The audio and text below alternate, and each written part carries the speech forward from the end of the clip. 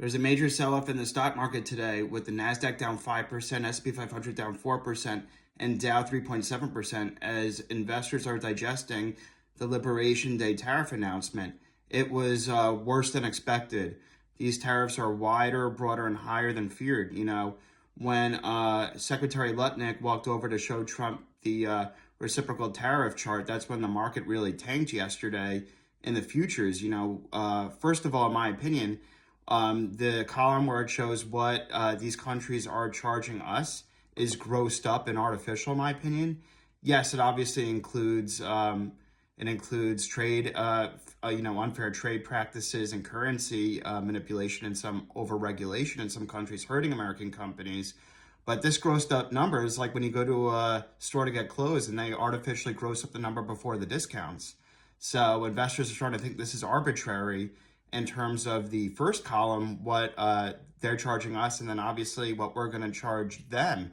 And also the way these are calculated, pretty much our trade deficit divided by imports, that only affects goods. That doesn't take services into account. So these numbers are artificially grossed up high, and the arbitrary nature of these numbers is really why Wall Street's selling off. It looks like Trump is really serious about these tariffs.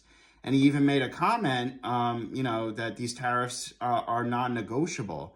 This is an emerging headline on CNBC. Who knows if that's the truth? That could be a way to bring other countries to the table. But in reality, the real tariff rates, obviously not including unfair trade practices and currency manipulation, are a lot lower. Most countries' tariffs are less than 15%. There's really none above 15%. And, this chart showing it artificially grossed up that much higher is causing the market to really sell off. China, also, Secretary Bessent pretty much went on his interview, said that China would have a 54% tariff, not 34%, because they already had an existing 20% tariff. So that's higher than expected, excuse me. And then the silver lining here is that Mexico and Canada are carved out of this deal.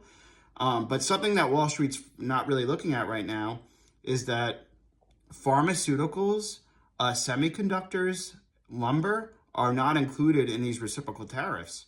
So that's actually something I didn't realize yesterday. So that's a silver lining. And also autos and steel are already covered under the existing tariffs. Those were already announced. And then obviously rare earth minerals. So those are carve-outs and not included. But either way, these are wider than expected tariffs, and the arbitrary nature of them is really why the market's selling off today. Let's stay tuned.